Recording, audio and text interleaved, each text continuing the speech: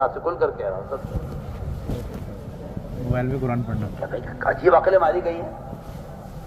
اسی میں ننگی فلمیں، اسی میں ننگی تصویریں، اسی میں قرآن. سوچی تو صحیح آپ کہاں سے یہ بدعت چلی ہے، کہاں سے یہ حرکت شروع کی ہے. اپنے باپ کی تصویر آپ قرآن میں نہیں رکھ سکتے.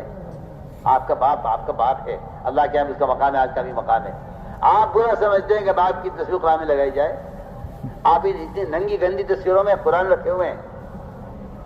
سوچیے آپ، کوئی ایڈ آ جائے، کوئی اشتہار آ جائے، کچھ بھی آ جائے. میں کہتا ہوں کچھ بھی نہ آئے، جس اسکرین پر سارا گند آ رہا ہے اس پر آپ قرآن پڑھنے کو کہہ رہے ہیں، کوئی حرج نہیں ہے. میں تو سمجھتا ہوں کہ دلوں سے قرآن کی عظمت ختم ہو چکی ہے تو کوئی حرج نہیں. جو چاہیں جہاں چاہیں جو چاہیں کریں، جہاں چاہیں سر پھوڑیں. سیدھی بات. کیا مصیبت پڑی ہے، کیا عذاب آیا ہے. ارے آپ قرآن لے کے بیٹھے ہوئے ہیں بس میں، ٹرین میں، ہر مسلمان دیکھ رہا ہے قرآن پڑھ رہے ہیں. آپ کا قرآن پڑھنا سب کے لیے قرآن کی عملی دعوت بن رہا ہے. آپ مسجد موبائل لے کے بیٹھے ہوئے قرآن پڑھ رہے ہیں، لوگ کہہ رہے ہیں دیکھو مسجد موبائل لے کے بیٹھا ہوا ہے.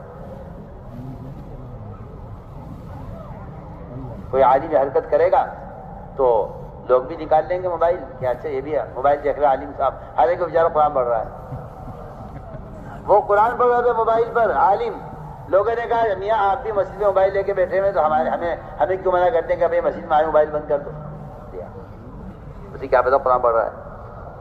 میں تو صاحب آپ سے کہتا ہوں آپ کی شاید عقل ہو تھوڑی بہت آپ کے اندر کہ آدمی شراب کی بوتل میں زمزم پیے اور لوگوں سے کہے میں تو زمزم پی رہا ہوں، آپ مجھے کیوں تہمت لگا رہے ہو. آپ پر تہمت شراب پینے کی لگے گی، زمزم پینے کی نہیں لگے گی. سب آپ سے سب میں آپ کو آسان مثال دے رہا ہوں.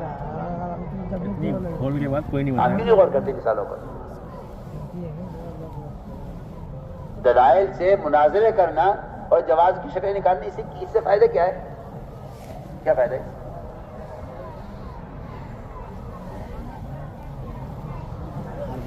میں بہت تاکید سے کہہ رہا ہوں، آپ ٹرین میں ہو یا بس میں ہو، آپ سفر میں ہو یا گھر میں ہو، آپ قرآن کھول کر دیکھ کر پڑھیے. اس کے علاوہ اور کوئی طریقہ قرآن کی تلاوت کا نہیں ہے.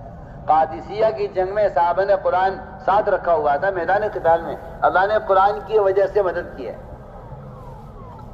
آج آپ یہ فلمیں لے کر اور گندے تصویریں لے کر آپ پھر رہے ہیں کہ ہاں یہ ہمارے ساتھ قرآن ہے.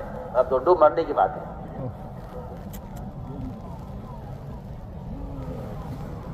اور قرآن کی کو دیکھ کر پڑھنا نہ فرض ہے نہ واجب ہے. اگر آپ کے پاس قرآن نہیں ہے اس وقت تو آپ بغیر دیکھے قرآن پڑھ لیجیے. آپ سورہ اخلاص پڑھتے رہیے، آپ کو تلاوت کا اجر ملے گا. کیا ضروری ہے کہ نہیں جی قرآن نہیں ہے تو موبائل میں پڑھے؟ کیوں کیا آپ کو کیا موبائل سے پہلے آپ کیا کرتے؟ اگر موبائل کے آنے سے پہلے قرآن اگر آپ کے پاس نہیں ہوتا تو آپ کیا کرتے تھے؟ بتائیے آپ کیا کرتے تھے؟ خامخواہ کی باتیں.